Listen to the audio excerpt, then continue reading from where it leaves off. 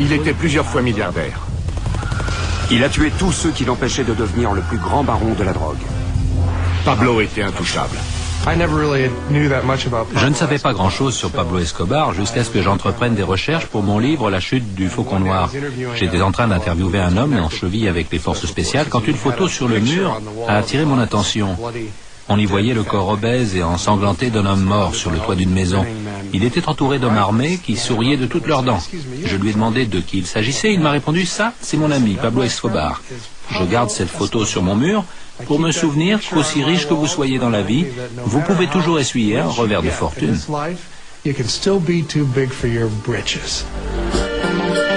La carrière criminelle d'Escobar a débuté de façon modeste dans les années 60, dans sa ville natale de Medellín, où il vendait de la marijuana et vivait de raquettes. Au milieu des années 70, la cocaïne est devenue la drogue à la mode. Une opportunité en or pour un contrebandier colombien. Pourquoi s'encombrer d'un éléphant quand on pouvait mettre une souris dans sa poche? Pablo ne brillait pas par ses qualités d'entrepreneur et d'organisateur, mais il était plus violent et plus impitoyable que la plupart des trafiquants de drogue, et c'est de cette façon qu'il a réussi à s'approprier la plupart des routes de la drogue très lucratives sortant de Colombie. En 1975, Escobar s'engagea à vendre 14 kilos de cocaïne au baron de la drogue de Medellín, Fabio Restrepo. Pablo a conclu son premier marché avec Fabio Restrepo qui a commis la grave erreur de le sous-estimer et de ne voir en lui qu'un vulgaire voyou. 3 semaines plus tard, Restrepo est retrouvé mort. Les hommes de Restrepo ont appris sans ménagement que dorénavant, il travaillait pour Pablo Escobar. Pablo a introduit un niveau de violence sans précédent dans le commerce de la drogue. Escobar prospéra en achetant la police et plusieurs juges. Ces jeunes années de délinquant à Medellín lui ont appris que les forces de l'ordre pouvaient être achetées. Ceux qui étaient déterminés à l'arrêter, ou trop honnêtes pour être corrompus, étaient tués.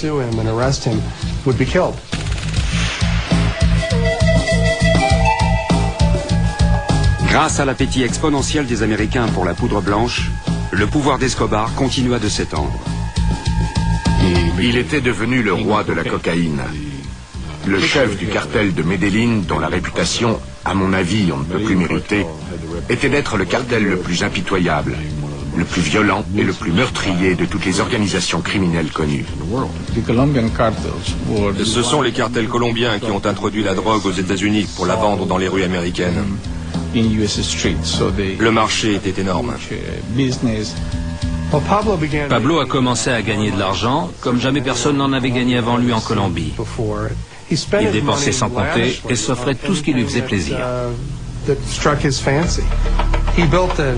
Il s'est fait construire un domaine extravagant qu'il a baptisé Naples, au milieu de la vallée Magdalena.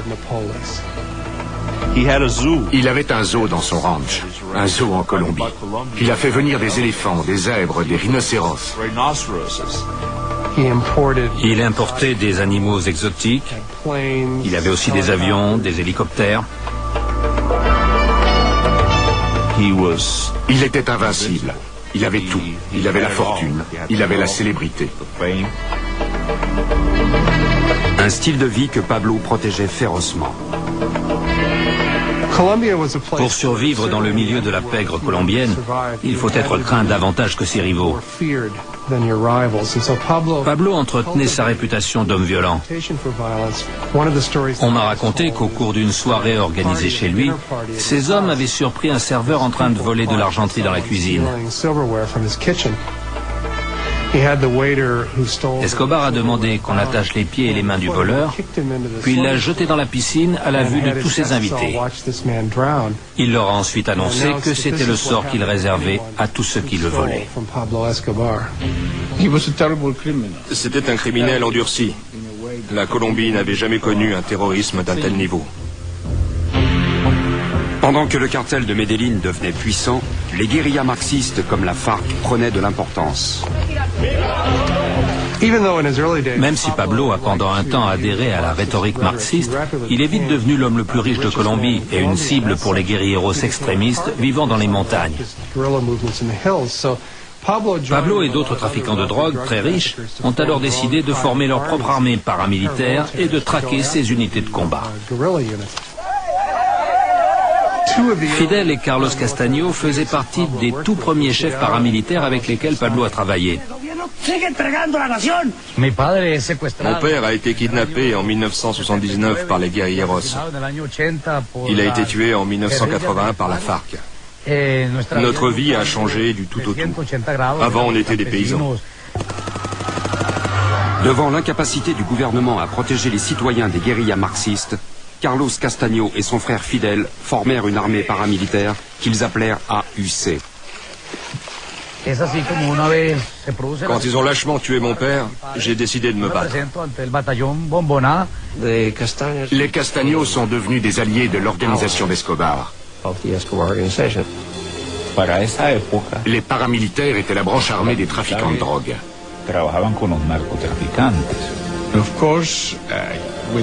Avec son armée privée et tout l'argent qu'il amassait, il est devenu très puissant. Pablo était un homme ambitieux. Être le plus riche criminel de Colombie ne lui suffisait pas. Il voulait être aimé des Colombiens et obtenir un pouvoir politique légitime.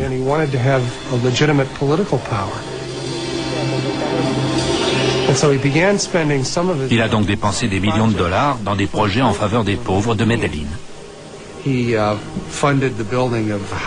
Contrairement au gouvernement de Colombie, il a financé des programmes sociaux privés et la construction de logements sociaux et de stades de football. Les objectifs de sa campagne politique étaient simples: éviter l'extradition vers les États-Unis. L'extradition était bien la seule chose qu'il redoutait plus que tout. En Colombie, il pouvait manipuler le système judiciaire en tuant des juges, en les achetant ou en usant de moyens de coercition divers et variés, mais aux États-Unis, rien de tout cela n'est possible. Il préférait mourir plutôt que d'aller aux États-Unis. En 1982, il a été élu député suppléant au Congrès, mais le jour où il a essayé d'occuper son siège, le ministre de la Justice, Rodrigo Lara, l'a accusé d'être un trafiquant de drogue et un criminel notoire. Le passé criminel d'Escobar s'étala dans la presse colombienne et sa chute fut rapide. Pablo fut banni de la scène politique et une grande partie de ses biens furent saisis. Profondément humilié par la dénonciation de Lara, Pablo Escobar s'est considéré en guerre contre le gouvernement de Colombie. L'ambassadeur des États-Unis a prévenu Lara que sa vie était en danger et il lui a donné un gilet pare-balles. Le 30 avril 1984, un homme de main d'Escobar suit Lara dès la sortie de son bureau.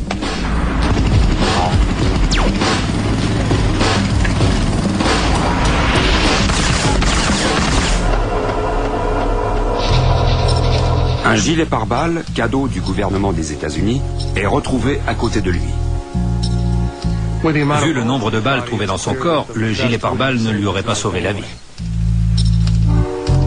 La mort du ministre de la Justice, Lara, signa le début de la guerre entre Pablo et la Colombie. Il lui restait encore à devenir une cible pour les Américains.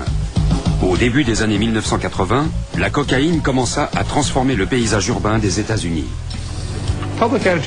L'opinion publique a commencé à changer quand la cocaïne est arrivée aux États-Unis sous forme de crack et non de poudre à sniffer.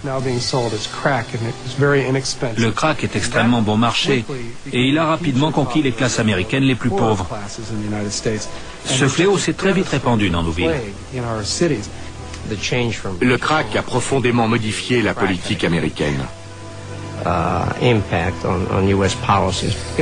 Ce fléau touchait non seulement les consommateurs devenus dépendants du crack, mais aussi les citoyens, parce que les drogués se mettaient à voler pour financer leur dépendance. Dans les villes, le taux de criminalité et de violence a considérablement augmenté. La plupart des meurtres commis aux États-Unis sont de façon directe ou indirecte liés au trafic de cocaïne. En avril 1982, en réponse à l'envolée du taux de criminalité aux États-Unis, Reagan signa la directive de sécurité nationale 221, faisant du trafic de drogue une menace pour la sécurité nationale.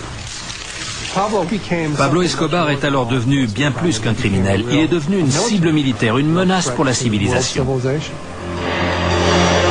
Pendant ce temps, Escobar intensifia sa guerre contre le gouvernement colombien. Il a fait assassiner un grand nombre de juges qui étaient contre lui. C'était son combat.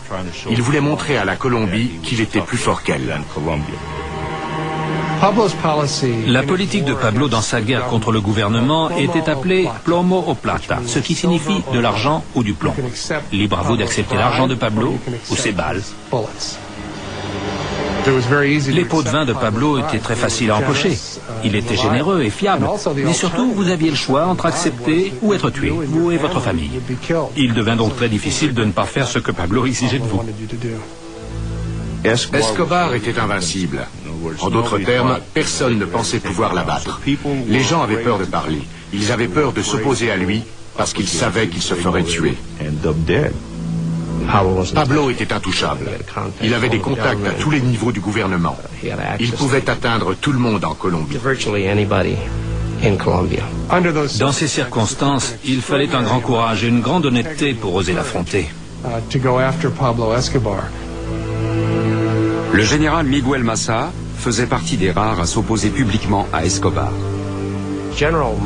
Le général Massa était à la tête de la DAS, l'équivalent colombien du FBI. Il était probablement le seul à contrer sérieusement Escobar. Pablo a essayé à 2 reprises d'assassiner Massa avec de très grosses bombes. Le 30 mai 1989, Escobar essaya de tuer Massa avec une voiture piégée. La voiture de Massa était au centre de l'explosion. Les pneus ont fondu, mais il a réussi à ouvrir la porte d'un coup de pied et à sortir indemne du véhicule. Beaucoup de personnes sont mortes dans cet attentat, mais j'ai eu la chance d'être épargné. Pablo essayait de tuer Massa et Massa essayait de coincer Pablo Escobar. Escobar tenait tellement à tuer Massa qu'il ne reculait devant rien pour y arriver. Une bombe de 500 kilos placée dans un bus a explosé devant le siège social de la DAS où Massa travaillait. Des centaines de personnes ont été blessées et 70 autres tuées.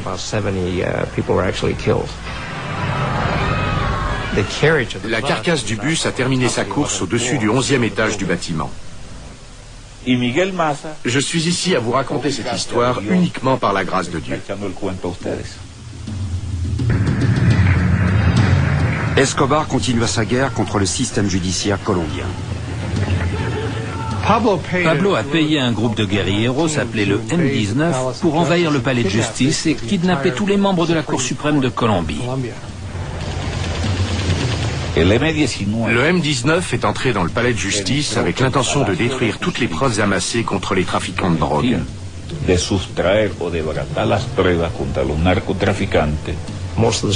La plupart des juges de la Cour suprême ont été tués et les dossiers détruits. Le gouvernement a riposté en envahissant le palais de justice. L'opération s'est terminée dans un bain de sang au cours duquel 11 juges sur 21 ont été tués. Aucune institution n'était à l'abri de Pablo Escobar. L'extradition était au centre de la campagne présidentielle de 1989. Luis Galán était le candidat le plus sérieux. Galán promettait de se servir de l'extradition pour débarrasser la Colombie des trafiquants de drogue comme Escobar. Pour Escobar et ses hommes, Galán était un obstacle. Il ne devait pas devenir le président de la Colombie. Le 18 août 1989, Galán se préparait à prononcer un discours électoral à Sochoa, au sud-ouest de Bogota.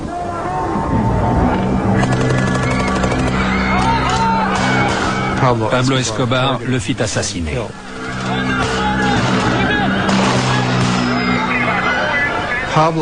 Pablo était responsable de la mort de 3 des 5 candidats à la présidentielle. L'homme qui a remplacé Galán était son directeur de campagne, César Gaviria. C'était une période extrêmement difficile. Escobar essayait de me tuer.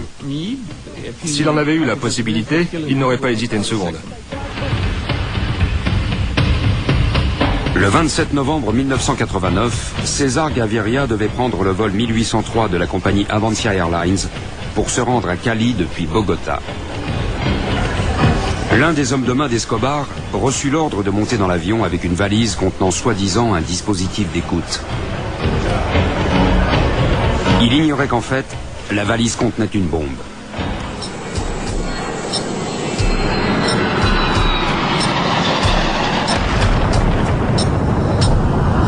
Le vol 1803 s'écrasa dans les montagnes à l'extérieur de Bogota. 110 personnes furent tuées. Il n'y eut aucun survivant. En fait, Gaviria n'était pas à bord. En piégeant cet avion, Pablo Escobar s'attira l'inimitié des États-Unis qui lui conférèrent le statut de danger immédiat. 2 citoyens américains sont morts dans cet avion. Nous pouvions donc le traduire en justice pour ce crime. Comme la cocaïne continuait à affluer aux États-Unis, les décideurs modifièrent leur politique antidrogue. Au lieu d'intercepter les cargaisons, ils s'en prirent directement au chef des cartels. Nous nous sommes aperçus que nos attaques devaient être plus spécifiques.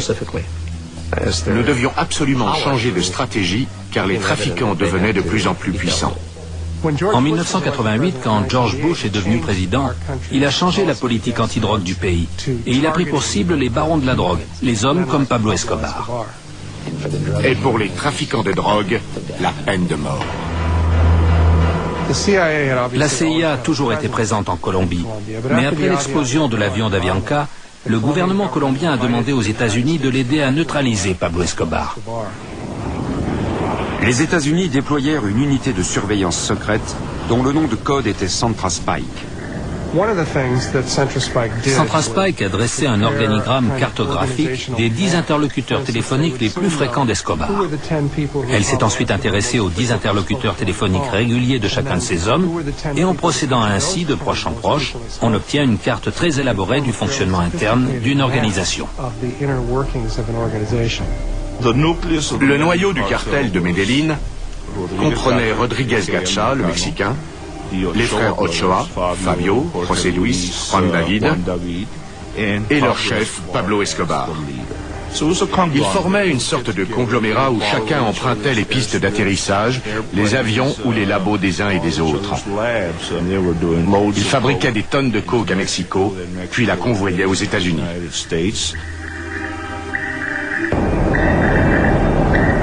Pendant que Centra Spike était occupé à survoler le territoire et à écouter les conversations, les Colombiens détachèrent à Medellín une équipe aux ordres de Centra Spike. Ils ont créé leur propre unité de soldats et de policiers d'élite qu'ils ont appelée Bloc de recherche, dont le but était de traquer les hommes comme Pablo Escobar. Diriger le bloc de recherche était un travail dangereux dans le pays le plus dangereux au monde. C'était un travail dont personne ne voulait, car celui qui acceptait ce poste devenait immédiatement une cible pour Escobar. L'homme commandant cette unité était le colonel Hugo Martinez. Dès la formation du bloc de recherche, Pablo Escobar a annoncé qu'il allait tuer 60 membres de cette unité le premier mois. Et il s'est ensuite acharné à respecter sa parole. Il prétendait détruire notre unité en 8 jours. Au cours de ces 8 premiers jours, il nous a attaqués avec 2 voitures piégées.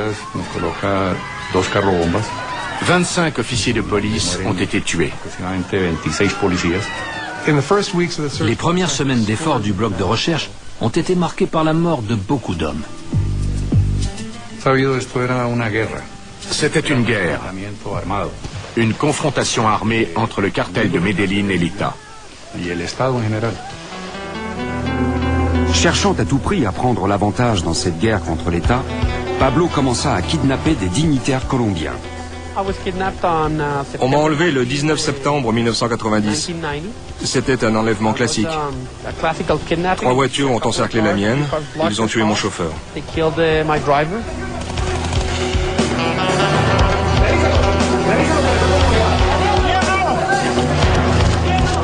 C'était une démonstration de force.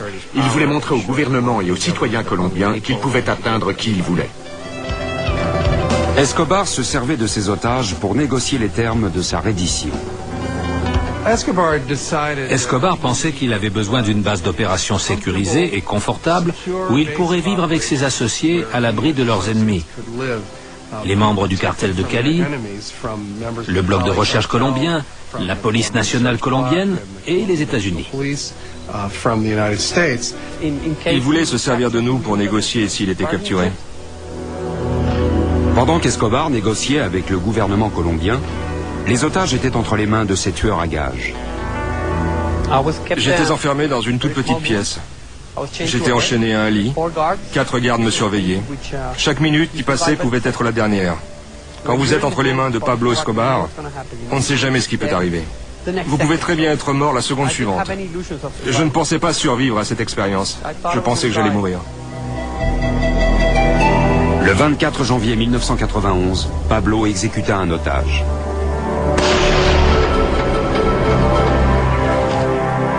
Quelques jours plus tard, un autre fut tué lors d'une tentative de libération. C'était très dur, j'ai beaucoup pleuré. Je me suis habitué au fait que le lendemain serait peut-être mon dernier jour. Pablo changeait de cachette le plus souvent possible, car il savait que si le colonel Martinez le trouvait, il le tuerait. Nous avions prévenu le président qu'il était dangereux de négocier avec Pablo Escobar, mais il ne nous a pas écoutés. Le marché conclu entre Pablo et le gouvernement de la Colombie était le suivant.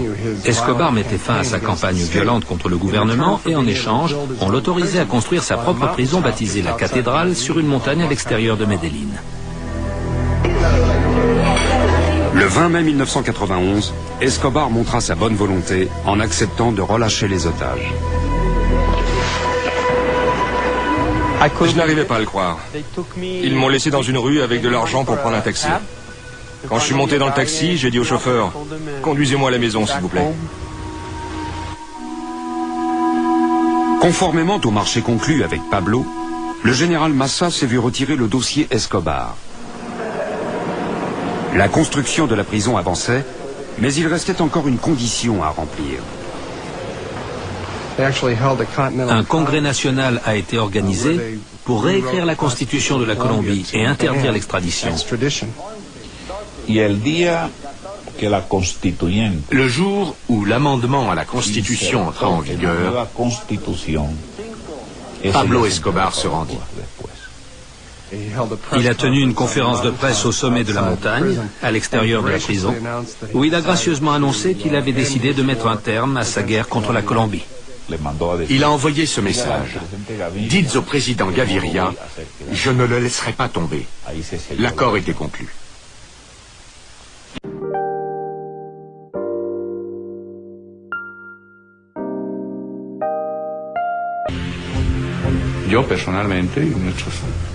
Pour moi et mes collègues qui l'avaient traqué, ce marché était un échec.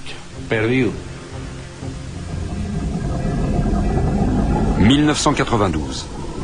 Le baron de la cocaïne, Pablo Escobar, purgeait sa peine dans sa propre prison, la Cathédrale. Mais personne en Colombie n'était véritablement soulagé.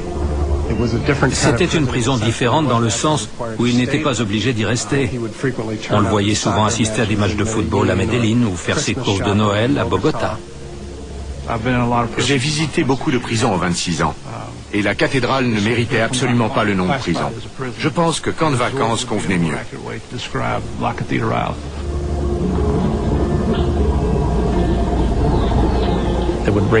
Il faisait venir un tas d'amis et de prostituées pour faire la fête. Il avait même aménagé une discothèque à l'intérieur de la prison. Dans ce marché, ce qu'il y avait de plus amusant, à mon avis, c'était l'interdiction pour la police, c'est-à-dire le colonel Martinez et le bloc de recherche, de s'approcher à moins de 20 km de la prison. Nous avons commis une grave erreur. Nous avons sous-estimé ses possibilités de corruption et d'intimidation. Un vrai désastre. Négocier avec Pablo Escobar était impossible. Pablo Escobar était un psychopathe, un individu mentalement instable. Il l'a prouvé. Pablo s'est confortablement installé à la cathédrale et a repris le contrôle du cartel de Medellín. Il est arrivé à remettre le réseau sur pied en un temps record et à exporter encore plus de cocaïne qu'auparavant. Il avait repris ses anciennes activités. Il assassinait ceux qu'il gênait. Et il continuait d'exporter de la drogue. Rien n'avait changé, si ce n'est qu'il était plus en sécurité. Certains de ses hommes de main s'étaient mis à tirer avantage du réseau et à détourner une partie importante des profits. Escobar a invité 2 d'entre eux, les chefs de famille des clans Galeano et Moncado, à venir discuter avec lui à la prison. Pablo les a fait exécuter tous les 2. Comme il continuait à gérer ses affaires depuis la prison, j'ai ordonné qu'on le transfère à Bogota. L'ambassadeur Maurice Bosby a pris la nouvelle alors qu'il était aux États-Unis. Le téléphone a sonné. C'était Janet Christ, la conseillère politique. Elle m'a dit, le président a décidé d'agir. Il a envoyé une équipe militaire à Envigado pour le sortir de cette prison. Il a décidé qu'il était temps de transférer Pablo dans une vraie prison. Eduardo Mendoza, alors vice-ministre de la Justice en Colombie, les accompagnait en tant qu'observateur. Mais Escobar a été prévenu de leurs intentions bien avant leur arrivée. Quand l'armée apprit qu'Escobar était au courant de leur plan, elle refusa d'entrer dans la prison. Mendoza a pris sur lui d'entrer dans la prison pour négocier avec Escobar et essayer de lui assurer qu'il allait juste être transféré dans une autre prison. Les choses ont mal tourné. Escobar était furieux et accusait le président de violer l'accord conclu. Il retenait Mendoza captif à l'intérieur de la prison. Le ministre de la Justice est gardé prisonnier dans les appartements d'Escobar. Les hommes de Pablo menaçaient sans arrêt Mendoza de le tuer. Comme la prise d'otage se poursuivait dans la nuit, Gaviria fit appel aux forces spéciales colombiennes. Le temps passait et nous devions agir. Ils ont pris d'assaut la prison très tôt le matin. Dans la confusion générale, Mendoza a été projeté à terre par l'un des sergents des forces spéciales qui s'est littéralement assis sur lui. Il lui a ensuite indiqué comment s'enfuir, ce qu'il a réussi à faire en sauvant sa peau. Ce qui s'est passé était incroyable. J'étais furieux parce que je ne comprenais pas, et d'ailleurs, je ne comprends toujours pas. Plusieurs heures après, Janet m'a rappelé pour me dire « Ça s'est mal passé. L'opération a été un échec. » Ils ont découvert qu'Escobar s'était échappé. Ce n'était pas une évasion. Il est sorti de prison par la grande porte. Il contrôlait les gardes. Il contrôlait tout. Je pense que 12 de ses meilleurs tueurs sont restés avec lui. Ils se sont tous échappés cette nuit-là. Les Américains étaient ravis en apprenant l'évasion de Pablo parce qu'en prison, ils ne pouvaient pas l'atteindre. Mais maintenant qu'il était sorti, il redevenait une cible qu'ils pouvaient abattre. J'ai demandé la coopération des États-Unis dans cette affaire. Nous devions absolument retrouver Escobar. La piste d'Escobar se refroidissant, la décision fut prise de reformer le bloc de recherche qui, cette fois, bénéficia de tout le soutien des États-Unis, des forces de l'ordre, de la CIA et des agences de lutte contre le terrorisme. Par l'intermédiaire de ses avocats et de la presse, Escobar tenta désespérément de renouveler le marché qu'il avait conclu avec le gouvernement, mais en vain. Aucune négociation n'était possible. On n'arrêtait pas de dire qu'il ne pouvait qu'abandonner parce qu'on ne lui accordait rien. Tous ceux qui le poursuivaient savaient qu'il n'était plus question d'arrêter Pablo pour le traduire en justice et l'envoyer en prison, mais qu'il fallait le tuer. Où pouvait encore se cacher Pablo Escobar? Quels moyens pouvait-on utiliser pour le retrouver? Dans quelques instants, La plus grande chasse à l'homme jamais organisée.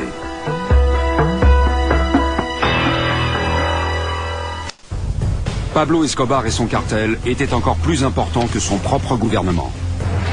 C'était le Léonard de Vinci du crime, le plus gros des trafiquants.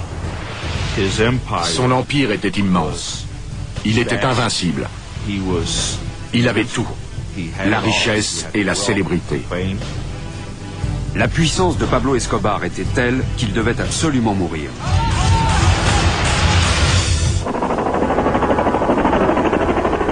En 1992, protégé par le puissant cartel de Medellín, le baron de la drogue Pablo Escobar restait insaisissable en dépit des efforts déployés par les forces américaines pour le retrouver. Pour réussir à capturer Pablo, il fallait avoir le sens du timing. Parce que si on savait que Pablo était quelque part un soir, il y avait de fortes chances qu'il n'y soit plus le lendemain. Les Américains et les Colombiens ont compris que leur tactique de recherche ne fonctionnerait jamais.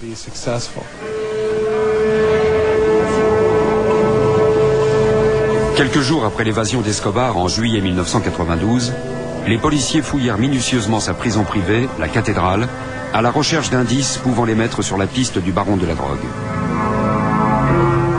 Nous avons fouillé la prison où il avait vécu. Nous avons trouvé des informations très intéressantes. En examinant ses appartements privés et ses souvenirs, ils se sont aperçus qu'Escobar était particulièrement attaché à sa femme et à ses enfants.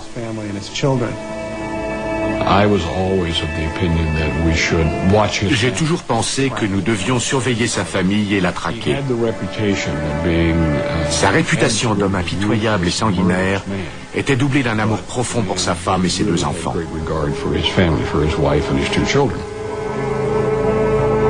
À ce moment, une mystérieuse unité paramilitaire appelée Los Pepes prit pour cible l'organisation de Pablo ainsi que sa famille et n'hésita pas à tuer.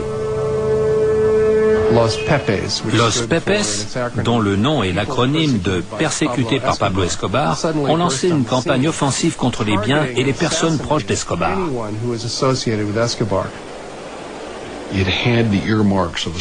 Cette opération, qui au départ se voulait psychologique, a très vite dégénéré en bain de sang. La liste des victimes de Los Pepes s'allongeait toutes les nuits. Ils ont commis toute la gamme de crimes possibles. Ils étaient devenus aussi impitoyables qu'Escobar. Tous ceux qui avaient un lien avec Escobar étaient tués, arrêtés ou en fuite. La police n'a jamais agi ainsi. Quand les membres de Los Pepes sont arrivés, les règles du jeu ont changé. Il n'y avait plus de règles. Los Pepes jouaient avec les armes d'Escobar. Ils tuaient 5 à 6 personnes par jour. Ils les assassinaient, puis accrochaient sur leurs victimes une pancarte où il était écrit « Los Pepes ».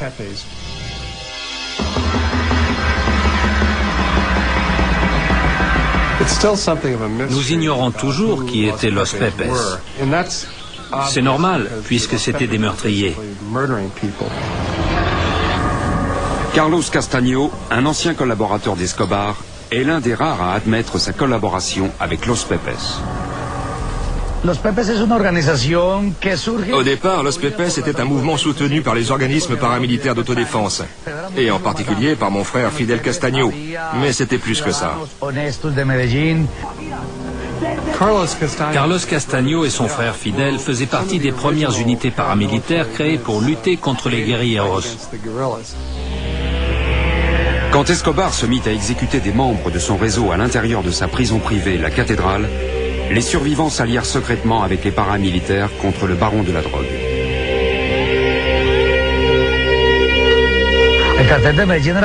Pablo Escobar a tué la plupart de ses amis et de ses alliés. Mais ceux qui ont réussi à survivre à ce lunatique ont décidé de nous rejoindre. Ceux qui se sont retournés contre lui connaissaient le fonctionnement de son réseau. Ils savaient avec qui il travaillait et où se trouvait l'argent. Los Pepes aurait reçu le soutien du concurrent direct de Pablo, le cartel de Cali. Le cartel de Cali était très heureux d'aider Los Pepes, le bloc de recherche ou le gouvernement colombien, parce qu'Escobar était leur plus grand concurrent. En éliminant le cartel de Medellín, ils récupéraient des parts de marché. L'impact de Los Pepes sur Escobar et ses hommes était immense, parce qu'ils ne respectaient aucune règle. Los Pepes était la première tactique employée contre Escobar. Elle a été très efficace, puisqu'en très peu de temps, tous les proches d'Escobar, les membres de sa famille, ses avocats, ses banquiers, ses comptables, étaient en fuite, morts ou arrêtés. Pablo s'est vite rendu compte que la carapace qui le protégeait se fissurait. En février 1993, Los Pepes avait éliminé plusieurs dizaines d'associés d'Escobar ou de membres de sa famille. Pablo s'est mis à craindre que Los Pepes ne tue sa femme et ses enfants. J'ai reçu un coup de fil du ministre de la Défense me disant: la femme d'Escobar, ses enfants et 12 ou 14 autres personnes sont à l'aéroport de Rio Negro. Ils sont en possession de visas pour les États-Unis et projettent de quitter le pays. S'il réussit à faire évacuer sa famille, Pablo n'aura plus aucune inhibition et sera capable du pire.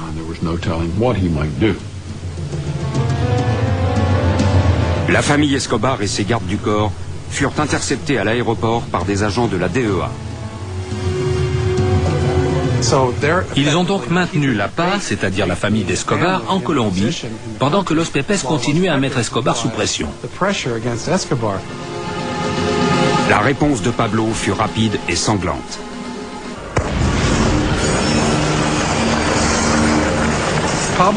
Pablo a posé une bombe de 150 kilos à Bogota, détruisant tout un pâté de maisons.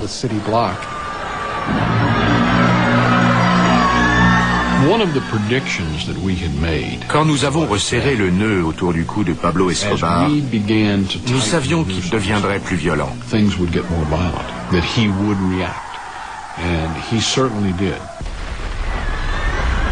En 2 mois, il a posé près de 9 bombes à Bogota et tué des centaines de personnes.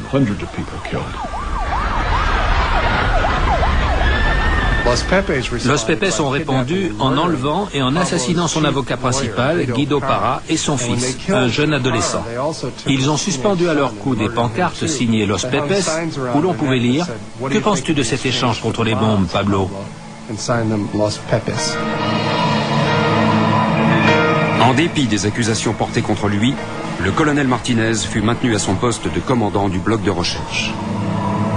Le colonel Martinez a relevé le défi et effectué un travail qui devait être fait, mais que personne n'osait faire. La famille Escobar étant sous surveillance policière à Medellín, le fils de Pablo devint le porte-parole de son père. Il parlait tous les jours à son fils par radiotéléphone. Juan Pablo était devenu son homme de confiance, son porte-parole auprès du gouvernement. Pendant que Pablo mettait au point sa stratégie avec son fils, le fils du colonel Martinez essayait de repérer la transmission. J'étais certain d'arriver à repérer Pablo Escobar avec cet équipement.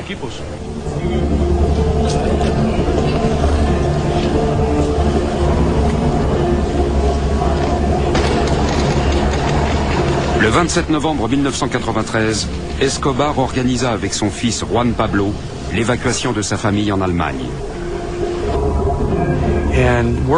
L'ambassade a eu vent de ce projet, parce que CentraSpike écoutait toutes les communications de Pablo.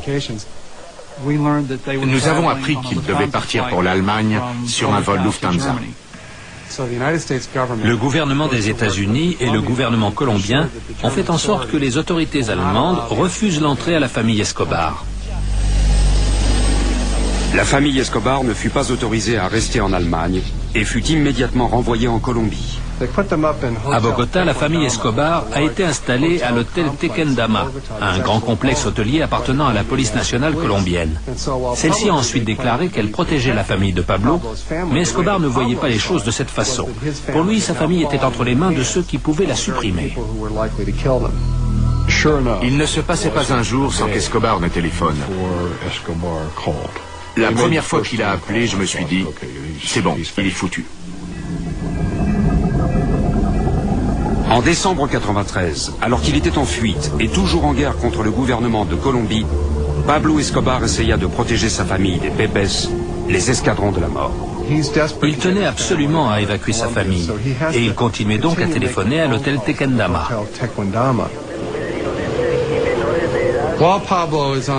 Central Spike écoutait toutes les conversations de Pablo et repérait sa position dans un quartier de Medellín appelé Los Olivos.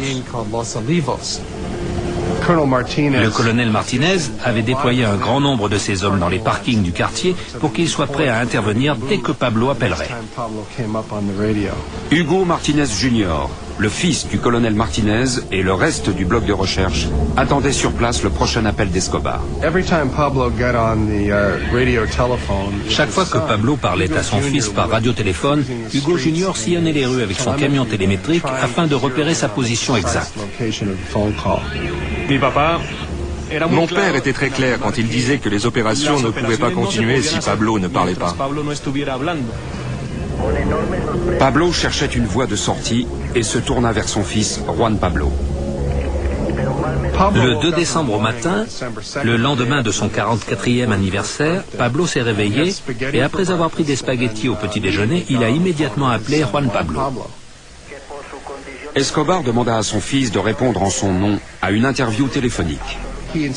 Il a demandé à son fils d'accepter une liste de questions des journalistes. Il comptait jouer avec la corde sensible de l'opinion publique en révélant aux Colombiens que le gouvernement se servait de sa femme et de ses enfants pour le capturer. Il a dit à son fils qu'il se reparlerait dans quelques heures. Et il a rappelé. Nous nous étions installés dans une maison proche de la zone où il avait appelé la première fois. Hugo, qui a tout de suite repéré le signal, était suivi de près par le bloc de recherche. Dans le quartier de Los Olivos, le hasard leur a fait prendre la rue où Pablo se cachait. Il s'est remis à parler et j'ai suivi le signal jusqu'à ce que mon matériel me fournisse sa position exacte. J'ai fait demi-tour et je suis repassé devant la maison. Ayant pris le récepteur à la main et le sortant par la fenêtre de la voiture, je l'ai orienté vers la fenêtre du deuxième étage. C'est alors que j'ai remarqué la silhouette de Pablo Escobar en train de téléphoner.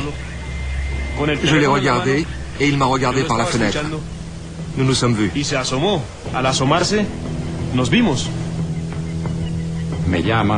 Il m'a appelé et m'a dit « Je l'ai localisé sans aucune marge d'erreur possible. » Ensuite, il m'a dit « Je suis en train de le regarder. » Le colonel Martinez lui a dit « Surtout ne pars pas ». Je leur ai dit d'attendre le bloc de recherche, mais qu'ils pouvaient l'appréhender s'ils n'avaient pas le choix. Hugo a pris position à l'arrière du bâtiment, pendant que ses hommes surveillaient la porte d'entrée. Pablo Escobar était très calme. Il n'essayait pas de fuir. Il ne bougeait pas. Il attendait peut-être que la chance lui sourie encore une fois. Mais maintenant, il était encerclé.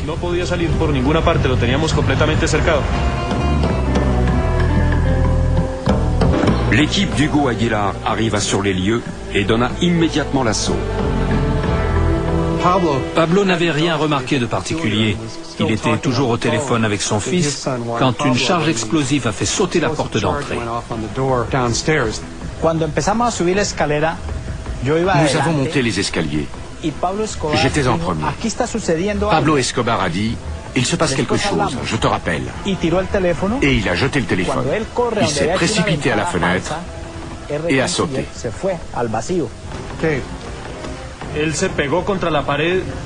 Il avait activé la police et tiré à tout va. Quand il longeait le mur, nous n'avions aucun angle de tir. Mais quand il s'est mis à marcher devant, là où le toit remonte, on le voyait mieux. Et c'est à ce moment-là qu'il est tombé.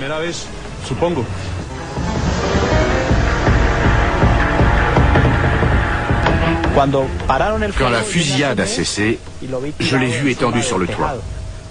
J'ai pris la radio et j'ai dit « Vive la Colombie, Pablo Escobar est mort ». Le criminel le plus puissant au monde était mort. Mais les circonstances de sa mort resteront pour toujours un mystère.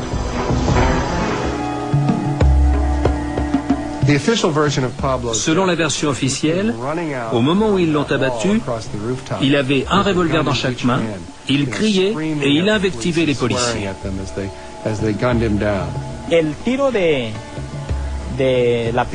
J'ai tiré et la balle lui a traversé le cœur. La balle du R-15, elle, est entrée par une oreille et sortie de l'autre. C'est comme ça que nous avons clos le chapitre Escobar.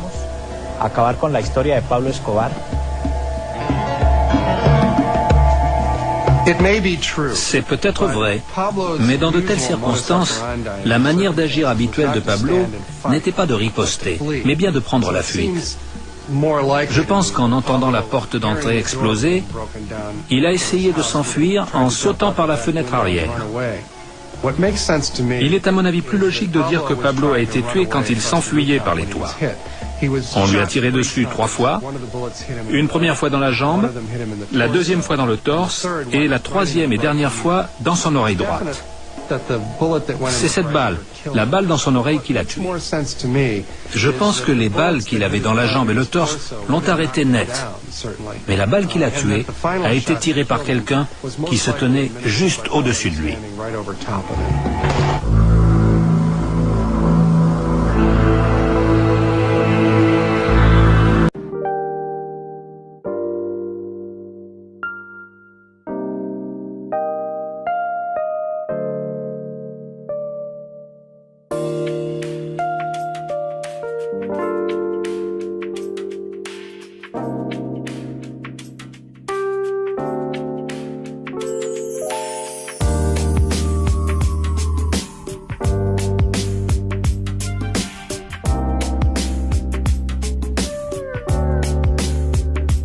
Colombie, il pouvait manipuler le système judiciaire en tuant des juges, en les achetant ou en usant de moyens de coercition divers et variés, mais aux États-Unis, rien de tout cela n'est possible. Il préférait mourir plutôt que d'aller aux États-Unis. En 1982, il a été élu député suppléant au Congrès, mais le jour où il a essayé d'occuper son siège, le ministre de la Justice, Rodrigo Lara, l'a accusé d'être un trafiquant de drogue et un criminel notoire. Le passé criminel d'Escobar s'étala dans la presse colombienne et sa chute fut rapide. Pablo fut banni de la scène politique et une grande partie de ses biens furent saisis. Profondément humilié par la dénonciation de Lara, Pablo Escobar s'est considéré en guerre contre le gouvernement de Colombie. L'ambassadeur des États-Unis a prévenu Lara que sa vie était en danger et il lui a donné un gilet pare-balles. Le 30 avril 1984, un homme de main d'Escobar suit Lara dès la sortie de son bureau.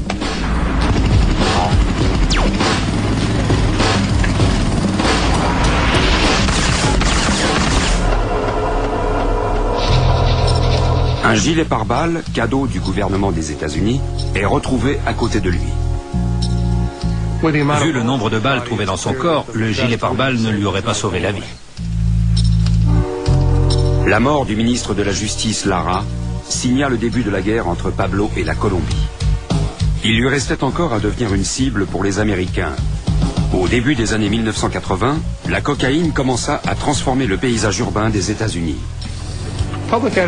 L'opinion publique a commencé à changer quand la cocaïne est arrivée aux États-Unis sous forme de crack et non de poudre à sniffer. Le crack est extrêmement bon marché et il a rapidement conquis les classes américaines les plus pauvres. Ce fléau s'est très vite répandu dans nos villes. Le crack a profondément modifié la politique américaine. Ce fléau touchait non seulement les consommateurs devenus dépendants du crack, mais aussi les citoyens, parce que les drogués se mettaient à voler pour financer leur dépendance. Dans les villes, le taux de criminalité et de violence a considérablement augmenté. La plupart des meurtres commis aux États-Unis sont de façon directe ou indirecte liés au trafic de cocaïne. En avril 1982, en réponse à l'envolée du taux de criminalité aux États-Unis, Reagan signa la directive de sécurité nationale 221, faisant du trafic de drogue une menace pour la sécurité nationale. Pablo Escobar est alors devenu bien plus qu'un criminel. Il est devenu une cible militaire, une menace pour la civilisation. Pendant ce temps, Escobar intensifia sa guerre. Cartels colombiens qui ont introduit la drogue aux États-Unis pour la vendre dans les rues américaines. Le marché était énorme. Pablo a commencé à gagner de l'argent comme jamais personne n'en avait gagné avant lui en Colombie. Il dépensait sans compter et s'offrait tout ce qui lui faisait plaisir. Il s'est fait construire un domaine extravagant qu'il a baptisé Naples, au milieu de la vallée Magdalena. Il avait un zoo dans son ranch, un zoo en Colombie. Il a fait venir des éléphants, des zèbres, des rhinocéros. Il importait des animaux exotiques. Il avait aussi des avions, des hélicoptères. Il était invincible. Il avait tout. Il avait la fortune. Il avait la célébrité. Un style de vie que Pablo protégeait férocement. Pour survivre dans le milieu de la pègre colombienne, il faut être craint davantage que ses rivaux. Pablo entretenait sa réputation d'homme violent. On m'a raconté qu'au cours d'une soirée organisée chez lui, ces hommes avaient surpris un serveur en train de voler de l'argenterie dans la cuisine. Escobar a demandé qu'on attache les pieds et les mains du voleur, puis il l'a jeté dans la piscine à la vue de tous ses invités. Il leur a ensuite annoncé que c'était le sort qu'il réservait à tous ceux qui le volaient. C'était un criminel endurci. La Colombie n'avait jamais connu un terrorisme d'un tel niveau. Pendant que le cartel de Medellín devenait puissant, les guérillas marxistes comme la FARC prenaient de l'importance. Même si Pablo a pendant un temps adhéré à la rhétorique marxiste, il est vite devenu l'homme le plus riche de Colombie et une cible pour les guérilleros extrémistes vivant dans les montagnes. Pablo et d'autres trafiquants de drogue très riches ont alors décidé de former leur propre armée paramilitaire et de traquer ces unités de combat. Fidel et Carlos Castaño faisaient partie des tout premiers chefs paramilitaires avec lesquels Pablo a travaillé. Mon père a été kidnappé en 1979 par les guerrilleros. Il a été tué en 1980 par la FARC. Notre vie a changé du tout au tout. Avant, on était des paysans. Devant l'incapacité du gouvernement à protéger les citoyens des guérillas marxistes, Carlos Castaño et son frère Fidel formèrent une armée paramilitaire qu'ils appelèrent AUC. Quand ils ont lâchement tué mon père, j'ai décidé de me battre. Les Castaños sont devenus des alliés de l'organisation d'Escobar. Réputation d'homme violent. On m'a raconté qu'au cours d'une soirée organisée chez lui, ces hommes avaient surpris un serveur en train de voler de l'argenterie dans la cuisine. Escobar a demandé qu'on attache les pieds et les mains du voleur, puis il l'a jeté dans la piscine à la vue de tous ses invités. Il leur a ensuite annoncé que c'était le sort qu'il réservait à tous ceux qui le volaient. C'était un criminel endurci. La Colombie n'avait jamais connu un terrorisme d'un tel niveau. Pendant que le cartel de Medellín devenait puissant, les guérillas marxistes comme la FARC prenaient de l'importance. Même si Pablo a pendant un temps adhéré à la rhétorique marxiste, il est vite devenu l'homme le plus riche de Colombie et une cible pour les guerrilleros extrémistes vivant dans les montagnes. Pablo et d'autres trafiquants de drogue très riches ont alors décidé de former leur propre armée paramilitaire et de traquer ces unités de combat. Fidel et Carlos Castaño faisaient partie des tout premiers chefs paramilitaires avec lesquels Pablo a travaillé. Mon père a été kidnappé en 1979 par les guerrilleros. Il a été tué en 1980 par la FARC. Notre vie a changé du tout au tout. Avant, on était des paysans. Devant l'incapacité du gouvernement à protéger les citoyens des guérillas marxistes, Carlos Castaño et son frère Fidel formèrent une armée paramilitaire qu'ils appelèrent AUC. Quand ils ont lâchement tué mon père, j'ai décidé de me battre. Les Castaños sont devenus des alliés de l'organisation d'Escobar. Les paramilitaires étaient la branche armée des trafiquants de drogue.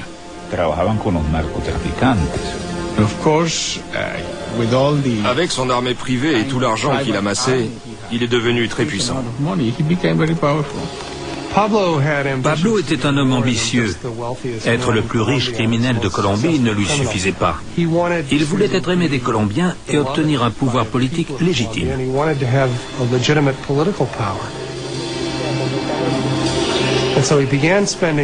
Il a donc dépensé des millions de dollars dans des projets en faveur des pauvres de Medellín. Contrairement au gouvernement de Colombie, il a financé des programmes sociaux privés et la construction de logements sociaux et de stades de football. Les objectifs de sa campagne politique étaient simples: éviter l'extradition vers les États-Unis. L'extradition était bien la seule chose qu'il redoutait plus que tout. En Colombie, il pouvait manipuler le système judiciaire en States.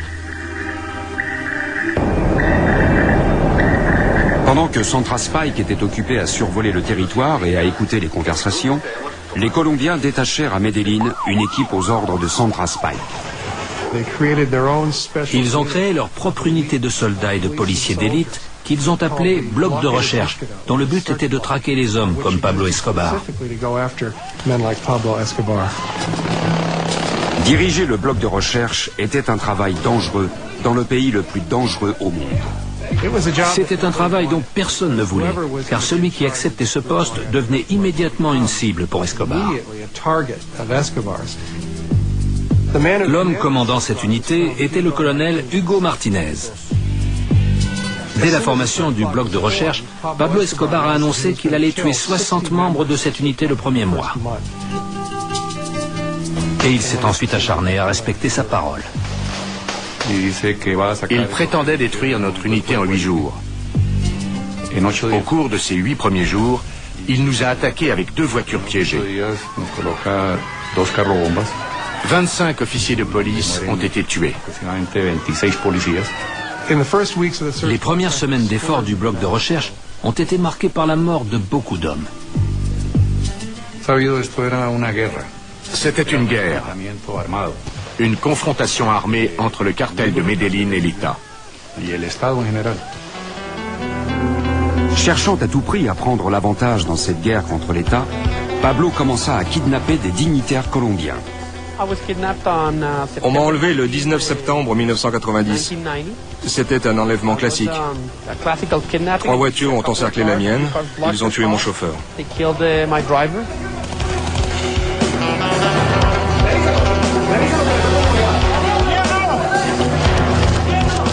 C'était une démonstration de force. Il voulait montrer au gouvernement et aux citoyens colombiens qu'il pouvait atteindre qui il voulait. Escobar se servait de ses otages pour négocier les termes de sa reddition. Escobar pensait qu'il avait besoin d'une base d'opération sécurisée et confortable où il pourrait vivre avec ses associés à l'abri de leurs ennemis. Les membres du cartel de Cali, le bloc de recherche colombien, la police nationale colombienne et les États-Unis. Il voulait se servir de nous pour négocier s'il était capturé. Pendant qu'Escobar négociait avec le gouvernement colombien, les otages étaient entre les mains de ces tueurs à gages. J'étais enfermé dans une toute petite pièce. J'étais enchaîné à un lit. 4 gardes me surveillaient. Chaque minute qui passait pouvait être la dernière. Quand vous êtes entre les mains de Pablo Escobar, on ne sait jamais ce qui peut arriver. Retrouvés. Dans quelques instants, la plus grande chasse à l'homme jamais organisée.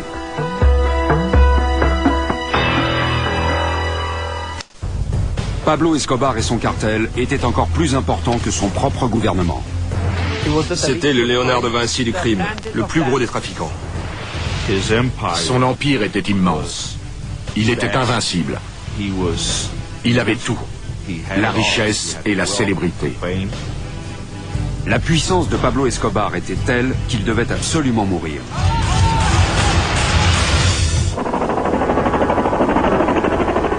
En 1992, protégé par le puissant cartel de Medellín, le baron de la drogue Pablo Escobar restait insaisissable en dépit des efforts déployés par les forces américaines pour le retrouver. Pour réussir à capturer Pablo, il fallait avoir le sens du timing. Parce que si on savait que Pablo était quelque part un soir, il y avait de fortes chances qu'il n'y soit plus le lendemain. Les Américains et les Colombiens ont compris que leur tactique de recherche ne fonctionnerait jamais.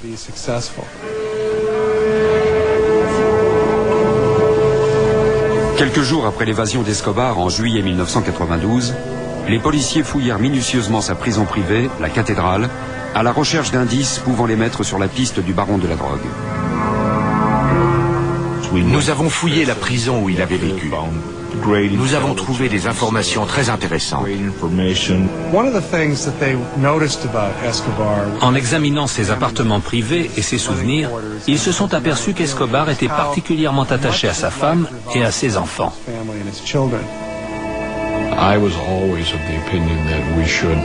J'ai toujours pensé que nous devions surveiller sa famille et la traquer. Sa réputation d'homme impitoyable et sanguinaire était doublée d'un amour profond pour sa femme et ses deux enfants.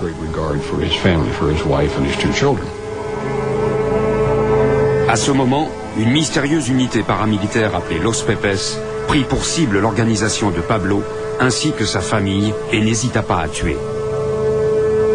Los Pepes, dont le nom est l'acronyme de « Persécutés par Pablo Escobar », ont lancé une campagne offensive contre les biens et les personnes proches d'Escobar.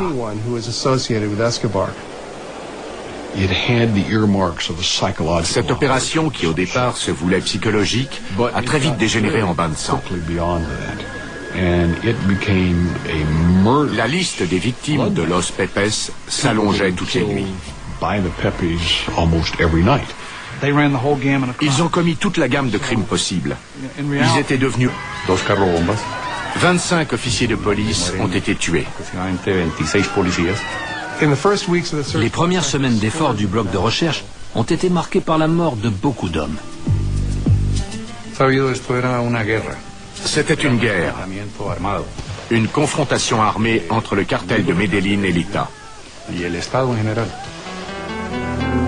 Cherchant à tout prix à prendre l'avantage dans cette guerre contre l'État, Pablo commença à kidnapper des dignitaires colombiens. On m'a enlevé le 19 septembre 1990. C'était un enlèvement classique. 3 voitures ont encerclé la mienne. Ils ont tué mon chauffeur.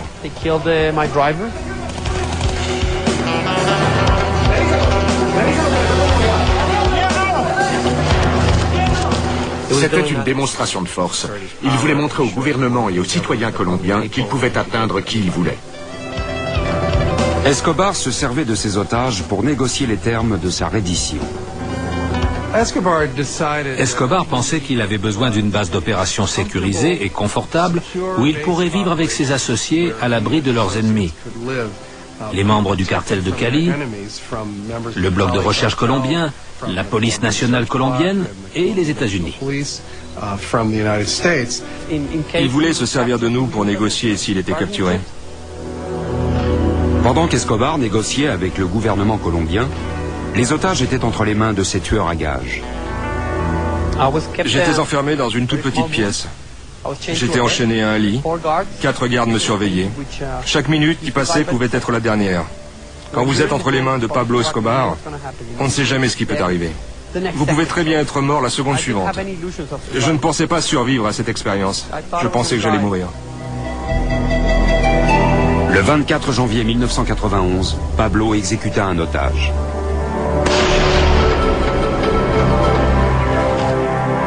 Quelques jours plus tard, un autre fut tué lors d'une tentative de libération. C'était très dur, j'ai beaucoup pleuré. Je me suis habitué au fait que le lendemain serait peut-être mon dernier jour. Pablo changeait de cachette le plus souvent possible, car il savait que si le colonel Martinez le trouvait, il le tuerait. Nous avions prévenu le président qu'il était dangereux de négocier avec Pablo Escobar, mais il ne nous a pas écoutés. Le marché conclu entre Pablo et le gouvernement de la Colombie était le suivant. Escobar mettait fin à sa campagne violente contre le gouvernement et en échange, on l'autorisait à construire sa propre prison baptisée la Cathédrale sur une montagne à l'extérieur de Medellín. Le 20 mai 1991, Escobar montra sa bonne volonté en acceptant de Sandra Spike. Ils ont créé leur propre unité de soldats et de policiers d'élite qu'ils ont appelé bloc de recherche, dont le but était de traquer les hommes comme Pablo Escobar. Diriger le bloc de recherche était un travail dangereux dans le pays le plus dangereux au monde. C'était un travail dont personne ne voulait, car celui qui acceptait ce poste devenait immédiatement une cible pour Escobar. L'homme commandant cette unité était le colonel Hugo Martinez. Dès la formation du bloc de recherche, Pablo Escobar a annoncé qu'il allait tuer 60 membres de cette unité le premier mois. Et il s'est ensuite acharné à respecter sa parole. Il prétendait détruire notre unité en 8 jours. Au cours de ces 8 premiers jours, il nous a attaqués avec 2 voitures piégées. 25 officiers de police ont été tués. Les premières semaines d'efforts du bloc de recherche ont été marquées par la mort de beaucoup d'hommes. C'était une guerre, une confrontation armée entre le cartel de Medellín et l'État. Cherchant à tout prix à prendre l'avantage dans cette guerre contre l'État, Pablo commença à kidnapper des dignitaires colombiens. On m'a enlevé le 19 septembre 1990. C'était un enlèvement classique. 3 voitures ont encerclé la mienne. Ils ont tué mon chauffeur.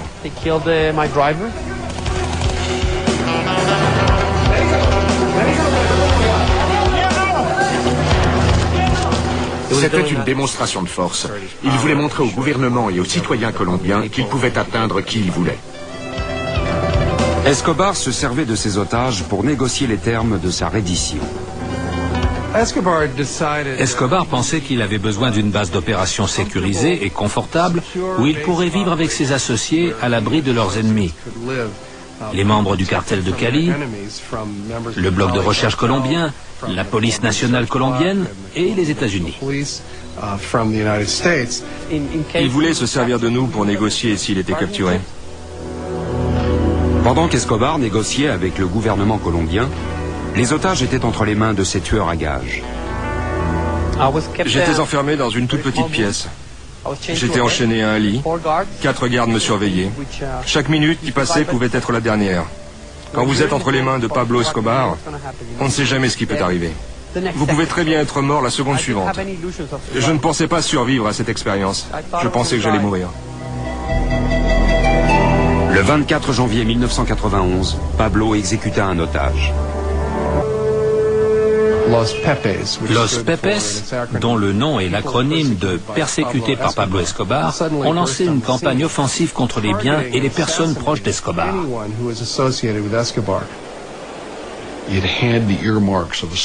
Cette opération, qui au départ se voulait psychologique, a très vite dégénéré en bain de sang.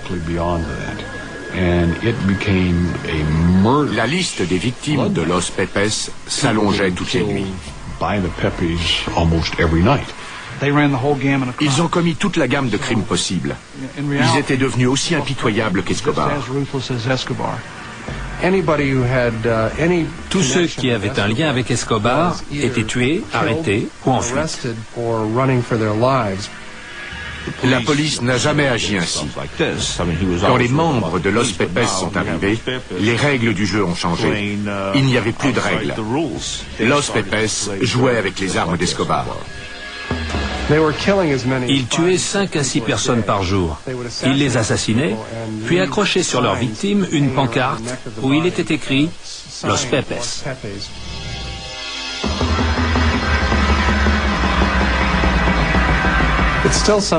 Nous ignorons toujours qui étaient Los Pepes. C'est normal, puisque c'étaient des meurtriers. Carlos Castaño, un ancien collaborateur d'Escobar, est l'un des rares à admettre sa collaboration avec Los Pepes. Au départ, Los Pepes était un mouvement soutenu par les organismes paramilitaires d'autodéfense, et en particulier par mon frère Fidel Castaño, mais c'était plus que ça. Carlos Castaño et son frère Fidel faisaient partie des premières unités paramilitaires créées pour lutter contre les guérilleros. Quand Escobar se mit à exécuter des membres de son réseau à l'intérieur de sa prison privée, la cathédrale, les survivants s'allièrent secrètement avec les paramilitaires contre le baron de la drogue.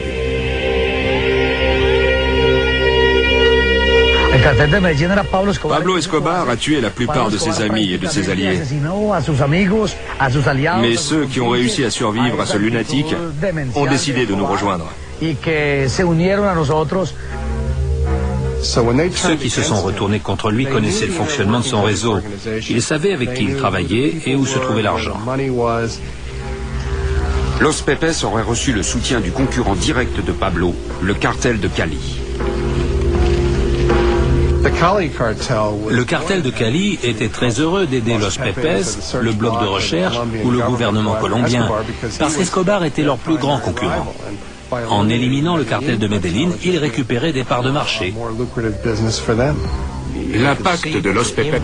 Mais maintenant, il était encerclé.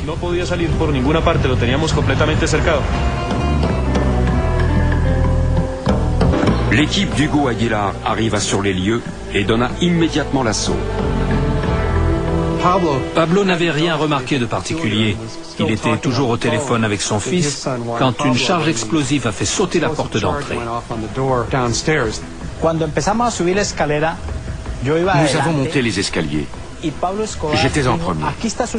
Pablo Escobar a dit « Il se passe quelque chose, je te rappelle ». Et il a jeté le téléphone. Il s'est précipité à la fenêtre et a sauté.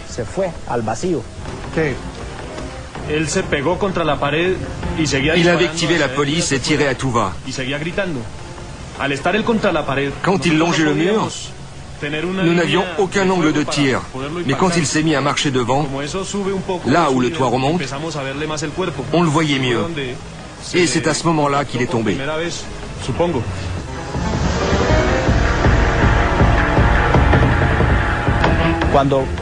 Quand la fusillade a cessé, je l'ai vu étendu sur le toit. J'ai pris la radio et j'ai dit « Vive la Colombie, Pablo Escobar est mort ». Le criminel le plus puissant au monde était mort.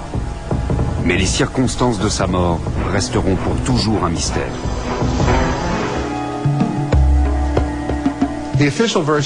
Selon la version officielle, au moment où ils l'ont abattu, il avait un revolver dans chaque main, il criait et il invectivait les policiers.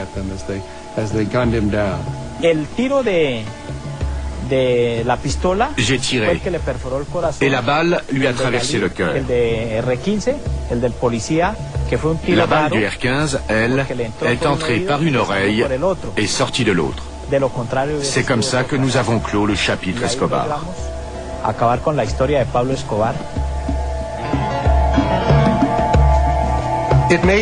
C'est peut-être vrai, mais dans de telles circonstances, la manière d'agir habituelle de Pablo n'était pas de riposter, mais bien de prendre la fuite. Je pense qu'en entendant la porte d'entrée exploser, il a essayé de s'enfuir en sautant par la fenêtre arrière. Il est à mon avis plus logique de dire que Pablo a été tué quand il s'enfuyait par les toits. On lui a tiré dessus 3 fois, une première fois dans la jambe, la deuxième fois dans le torse et la troisième et dernière fois dans son oreille droite. C'est cette balle, la balle dans son oreille qui l'a tué. Je pense que les balles qu'il avait dans la jambe et le torse l'ont arrêté net. Mais la balle qui l'a tué a été tirée par quelqu'un qui se tenait juste au-dessus de lui. Devant rien pour y arriver. Une bombe de 500 kilos placée dans un bus a explosé devant le siège social de la DAS où Massa travaillait. Des centaines de personnes ont été blessées et 70 autres tuées.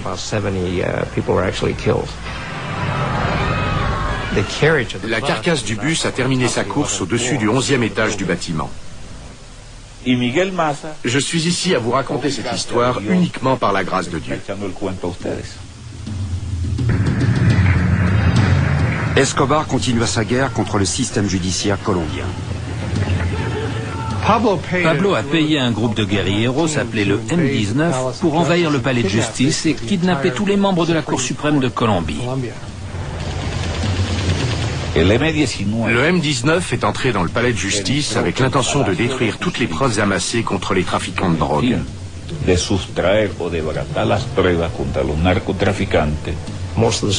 La plupart des juges de la Cour suprême ont été tués et les dossiers détruits. Le gouvernement a riposté en envahissant le palais de justice. L'opération s'est terminée dans un bain de sang au cours duquel 11 juges sur 21 ont été tués. Aucune institution n'était à l'abri de Pablo Escobar. L'extradition était au centre de la campagne présidentielle de 1989. Luis Galán était le candidat le plus sérieux. Galán promettait de se servir de l'extradition pour débarrasser la Colombie des trafiquants de drogue comme Escobar. Pour Escobar et ses hommes, Galán était un obstacle. Il ne devait pas devenir le président de la Colombie. Le 18 août 1989, Galán se préparait à prononcer un discours électoral à Sochoa, au sud-ouest de Bogota.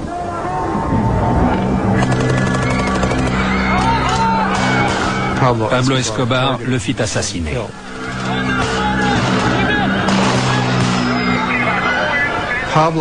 Pablo était responsable de la mort de 3 des 5 candidats à la présidentielle.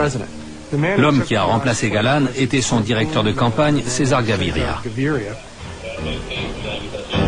C'était une période extrêmement difficile. Escobar essayait de me tuer. S'il en avait eu la possibilité, il n'aurait pas hésité une seconde. Le 27 novembre 1989, César Gaviria devait prendre le vol 1803 de la compagnie Avancia Airlines pour se rendre à Cali depuis Bogota. L'un des hommes de main d'Escobar reçut l'ordre de monter. Désastre. Négocier avec Pablo Escobar était impossible. Pablo Escobar était un psychopathe, un individu mentalement instable. Il l'a prouvé. Pablo s'est confortablement installé à la cathédrale et a repris le contrôle du cartel de Medellín. Il est arrivé à remettre le réseau sur pied en un temps record et à exporter encore plus de cocaïne qu'auparavant. Il avait repris ses anciennes activités. Il assassinait ceux qu'il gênait. Et il continuait d'exporter de la drogue. Rien n'avait changé, si ce n'est qu'il était plus en sécurité. Certains de ses hommes de main s'étaient mis à tirer avantage du réseau et à détourner une partie importante des profits. Escobar a invité 2 d'entre eux, les chefs de famille des clans Galeano et Moncado, à venir discuter avec lui à la prison. Pablo les a fait exécuter tous les 2. Comme il continuait à gérer ses affaires depuis la prison, j'ai ordonné qu'on le transfère à Bogota. L'ambassadeur Maurice Busby a pris la nouvelle alors qu'il était aux États-Unis. Le téléphone a sonné. C'était Janet Christ, la conseillère politique. Elle m'a dit, le président a décidé d'agir. Il a envoyé une équipe militaire à Envigado pour le sortir de cette prison. Il a décidé qu'il était temps de transférer Pablo dans une vraie prison. Eduardo Mendoza, alors vice-ministre de la Justice en Colombie, les accompagnait en tant qu'observateur. Mais Escobar a été prévenu de leurs intentions bien avant leur arrivée. Quand l'armée apprit qu'Escobar était au courant de leur plan, elle refusa d'entrer dans la prison. Mendoza a pris sur lui d'entrer dans la prison pour négocier avec Escobar et essayer de lui assurer qu'il allait juste être transféré dans une autre prison. Les choses ont mal tourné. Escobar était furieux et accusait le président de violer l'accord conclu. Il retenait Mendoza captif à l'intérieur de la prison. Le ministre de la Justice est gardé prisonnier dans les appartements d'Escobar. Les hommes de Pablo menaçaient sans arrêt Mendoza de le tuer. Comme la prise d'otage se poursuivait dans la nuit, Gaviria fit appel aux forces spéciales colombiennes. Le temps passait et nous devions agir. Ils ont pris d'assaut la prison très tôt le matin. Dans la confusion générale, Mendoza a été projeté à terre par l'un des sergents des forces spéciales qui s'est littéralement assis sur lui. Il lui a ensuite